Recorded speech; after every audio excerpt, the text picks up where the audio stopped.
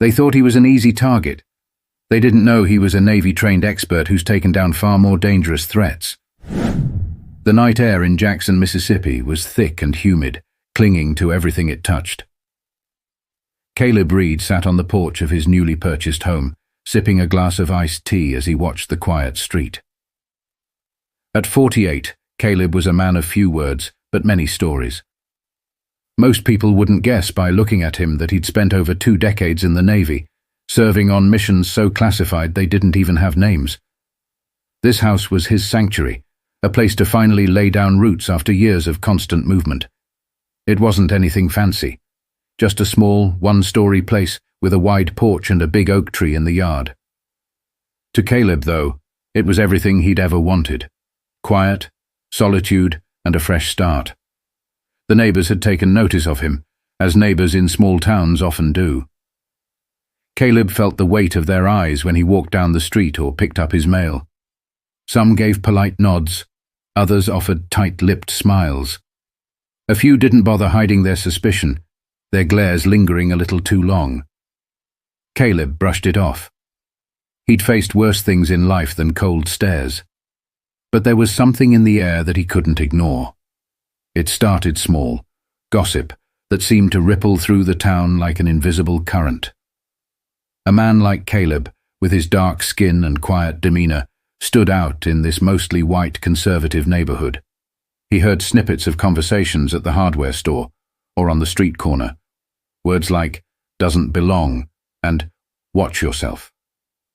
Caleb had learned long ago to stay focused, to tune out noise that didn't serve him. Then one evening, as Caleb sat unpacking boxes, the uneasy feeling he'd been ignoring came to life. Bailey, his old Labrador, perked up from her spot on the floor, letting out a low growl. Caleb followed her gaze to the window. A crash split the silence, followed by the crackle of fire.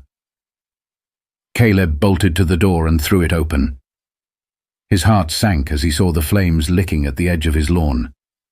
Someone had lit a pile of trash on fire, and the light of the blaze revealed hateful graffiti sprayed across the side of his house. The words hit like a punch to the gut, but Caleb's expression stayed steady. He stepped forward, scanning the darkness, but all he caught was the roar of a truck speeding away, its taillights disappearing into the night. Caleb stood there for a moment, silhouetted against the glow of the fire. He took a deep breath, his hands tightening into fists. But Caleb wasn't a man who folded under pressure. He'd faced enemies far more dangerous than this, and survived. Caleb stood on his porch for a long moment, staring at the flames as they devoured the pile of trash. The hateful graffiti glared back at him, bright red against the pale siding of his house. It wasn't fear he felt, not exactly. It was more of a simmering anger, the kind that stirred deep in his chest, measured and controlled. He grabbed the garden hose and quickly doused the fire, the smoke rising in thick clouds that stung his eyes. Bailey stayed close, growling softly at the shadows beyond the edge of the yard. Caleb scanned the street, looking for movement, for any sign of who had done this. But the neighborhood was quiet, almost unnaturally so. After ensuring the fire was out, Caleb stepped back, hands on his hips, and assessed the damage. The words sprayed on the house were crude and cruel, meant to intimidate him, to make him feel like an outsider. He didn't call the police. Caleb had dealt with enough systems in his life to know how this would go. At best, they'd take a report, slap some forms together, and call it a night. At worst, they'd chalk it up to a harmless prank. Either way, the message would be clear. You're on your own. But Caleb wasn't the kind of man to rely on others when things got tough. He spent the rest of the night cleaning up the mess. By the time the first light of dawn stretched across the horizon, the graffiti was scrubbed off, and the charred remains of the fire were bagged up. The house wasn't perfect again, but Caleb had done what he could. He leaned against the porch railing, sipping a fresh cup of coffee as the world around him woke up. Neighbors passed by on their way to work or school, casting quick glances in his direction. Caleb saw the flicker of guilt in some of their eyes, the way they looked at the ground or hurried their pace. They knew what had happened. That evening, Caleb decided to take a walk through town. He wasn't interested in hiding or keeping a low profile. His presence was his defiance, a silent statement that he wouldn't be pushed out of the home he'd earned. As he walked past the diner, the conversation inside hushed. At the gas station, a group of young men loitering outside fell silent, their smirks making it clear they thought this was funny. Caleb met their eyes, unflinching, until they turned away. He didn't need words to let them know he wasn't afraid. By the time he got back home, the sun had set, and the streets were quiet again. Caleb sat on his porch, the old rocking chair creaking under him. Bailey lay at his feet, her tail wagging lazily. For a moment it felt like any other evening. But just as Caleb was about to head inside, a noise cut through the night, a loud bang, followed by laughter and the screech of tires. He rushed to the end of the driveway and saw his mailbox lying in the middle of the road, smashed to pieces. Caleb stared at it, the anger from the previous night rising again. This wasn't just a one-off incident. These people wanted him to leave, to feel unsafe in the place he called home. But they didn't know who they were dealing with. Caleb wasn't just any man. He was a trained fighter, a strategist, and someone who never walked away from a fight. The smashed mailbox lay in the middle of the road like a declaration of war. Caleb stood at the edge of his driveway, the sound of the gang's laughter still ringing in his ears. He knelt down, examining the pieces of twisted metal. His fingers traced the jagged edges as he thought back to his days in the Navy. Moments where split-second decisions determined survival. He had learned to read a situation, to assess threats, and to stay one step ahead. And right now, he knew exactly what this was: escalation. The next morning, Caleb got to work. He replaced the mailbox, reinforced the base, and installed a heavy-duty steel plate behind it, something no baseball bat would break without a fight. Then he walked the perimeter of his property, making mental notes of blind spots and access points. He wasn't just fixing a mailbox. He was fortifying his home. Inside, Caleb set up an old laptop he hadn't touched in years, hooking it up to a couple of small cameras he installed discreetly around the yard. They weren't high-tech by any means, but they'd do the job. He also dug out a journal, flipping to a fresh page where he began listing details: the make and model of the truck, the direction it sped off in, and the time of each incident. This wasn't just preparation. It was a plan. That evening, Caleb sat on the porch again, Bailey at his feet. He kept the porch light off, letting the darkness cloak him as he waited. Hours passed, the neighborhood falling silent. But Caleb didn't mind the wait. Patience was second nature to him. Then, just past midnight, the low rumble of an engine broke the quiet. He saw headlights in the distance, creeping down the street with their brightness dimmed. The truck slowed as it approached his house. Caleb's eyes narrowed. The truck stopped briefly, and someone leaned out the passenger window. Caleb heard the distinct thunk of a glass bottle shattering against his driveway. They were brazen, confident in the cover of darkness. But they didn't realize they'd just given themselves away. He stayed motionless, memorizing every detail. The deep growl of the truck's engine, the faces partially illuminated by the dashboard light, and the faint logo on the driver's side door. Caleb didn't chase after them. He didn't yell or react. He let them think they'd won. The next morning he pulled up the footage from his cameras and froze the frame on a clear shot of the truck's license plate. A quick search confirmed what he already suspected. The truck belonged to one of the men who'd been hanging outside the gas station the other night. Caleb stared at the screen, his jaw tight. These weren't kids pulling pranks. They were organized, emboldened by each act of aggression. They thought he was alone, an easy target. But Caleb had spent his life studying enemies like this. He'd trained to dismantle entire networks, to think 10 steps ahead. He knew exactly how to deal with people like them. And now, Caleb wasn't just going to defend himself, he was going to make sure they couldn't do this to anyone else. Caleb leaned back in his chair, staring at the laptop screen. He'd seen men like this before, arrogant, overconfident, thinking they were untouchable. But he also knew their kind shared one fatal flaw. They always underestimated the wrong man. He spent the next few days gathering more details. He drove by the gas station where the group often hung out, parking just far enough away to avoid notice. He observed their movements, noting the times they came and went. It didn't take long to identify the ringleader, a stocky man with a scruffy beard and a loud voice. He seemed to thrive on attention, constantly cracking jokes that made the others laugh. Caleb also noticed something else, a logo on the back of their jackets that matched the one on the truck. It belonged to a local auto repair shop. A quick search online confirmed the shop was owned by the ringleader's uncle, which explained the free rein these men seemed to have in the area. Caleb wasn't interested in confrontation, not yet.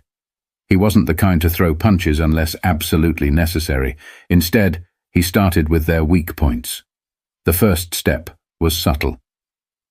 Caleb sent an anonymous tip to the State Department of Transportation, flagging the shop for improper vehicle inspections. Within a week, inspectors arrived, shutting the place down for violations. The gang's favorite hangout spot disappeared overnight. Next, Caleb went to the police, but not to report the incidents directly. Instead, he framed it as a concern for the neighborhood. He mentioned seeing trucks speeding down residential streets late at night, vandalism increasing, and suspicious activity around certain properties. He kept the details vague but specific enough to draw attention. It worked. Patrol cars started driving through the area more often, their presence unsettling the gang. Caleb noticed them scattering whenever a cruiser came by, their bravado fading. Then came the final piece of the puzzle. Caleb printed out the clearest images of their faces from his surveillance footage, along with the license plate number of the truck. He mailed them anonymously to the gang's employer, the uncle who owned the shop. Along with the photos, he included a brief, typed note. "Your boys have been busy terrorizing a neighbor. You might want to take care of this before someone else does." The effect was immediate. A few days later, Caleb saw the ringleader and two of his friends arguing loudly outside the shop. The uncle, red-faced and gesturing wildly, threw something at them, a set of keys, Caleb guessed, and stormed back inside. The gang's truck disappeared for a while after that. But Caleb wasn't done. He wanted them to understand the weight of their actions. He wanted them to feel the fear they'd tried to instill in him. Late one night, Caleb parked his car near the ringleader's house. He'd learned the layout well over the past few weeks. He left a small note pinned to the driver's side door of their newly repaired truck. It read, "I see you, I know you, and I'm not going anywhere." The next day, the ringleader was at the gas station, pacing nervously. Caleb watched from a distance, satisfied. They weren't laughing anymore. Caleb had turned the tables without throwing a single punch, and now it was only a matter of time before their own paranoia finished the job. A week passed, and the once loud, brazen gang was nowhere to be seen. Their truck sat parked in front of the repair shop, untouched, while the gas station had returned to being just another quiet stop for locals. Caleb watched from his porch, sipping his morning coffee as Bailey lay lazily at his feet. But Caleb wasn't the type to let his guard down completely. He'd lived long enough to know that people like this didn't change overnight. Still, he'd seen the fear in their eyes, the hesitation in their movements. They weren't as bold as they used to be, and that was enough, for now. Then, one evening, something unexpected happened. Caleb was outside trimming the hedges when he saw a car slowly pull up to his driveway. He recognized the man who stepped out immediately, the ringleader. Caleb straightened, his grip tightening on the shears, ready for whatever was about to come next. The man didn't approach aggressively. Instead, he kept his hands visible, his steps tentative. Caleb said nothing, letting the silence hang heavy between them until the man finally spoke. "I didn't come here to start trouble," he said, his voice quieter than Caleb expected. I wanted to say I'm sorry." Caleb raised an eyebrow, skeptical. The man shifted uncomfortably under his gaze, glancing down at his boots. "What we did, It wasn't right, the man continued. I don't know what I was thinking. I guess we thought we could get away with it. But you proved us wrong. You showed us you're not someone to mess with. Caleb let the words hang in the air, weighing their sincerity. Finally he spoke, his voice calm but firm. You didn't just come after me, Caleb said. You came after my home, my peace. You thought you could scare me into running, but you didn't stop to think about the harm you were doing. Not just to me, but to this whole community. The man nodded, swallowing hard. I know. And I don't expect you to forgive me. I had to say it. For a moment, Caleb considered his options. He could send the man away, let him carry the weight of his guilt on his own.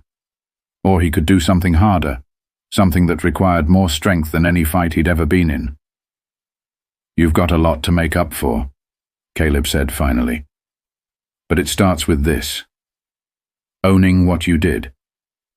Fixing what you broke. If you're serious about being better, you've got work to do. The man looked up, surprise flashing across his face. He nodded again, this time with more conviction. I'll do whatever it takes, he said. Caleb watched as he turned and walked back to his car, driving off into the night. He didn't know if the man's apology would lead to real change, but he knew he'd planted a seed. As Caleb stood on his porch, the sun setting behind him, he felt a sense of peace he hadn't felt in weeks. The battle wasn't just about defending his home, it was about standing up for what was right, about showing strength without losing his humanity. And that's the lesson Caleb wanted everyone to take away. Strength isn't about fists or fear. It's about resilience, integrity, and the courage to choose justice over revenge. To those watching, the message is clear. When faced with hate, you have the power to respond in a way that inspires change. Stand firm, hold your ground, and be the light that pushes back against the darkness. If you've ever felt like the odds were stacked against you, remember Caleb's story. It's not about how many battles you've fought. It's about how you stand when it matters most. Share this story with someone who needs to hear it. And don't forget to subscribe to this channel for more inspiring stories of strength, resilience, and justice. Together, we can create a space where courage and kindness always prevail.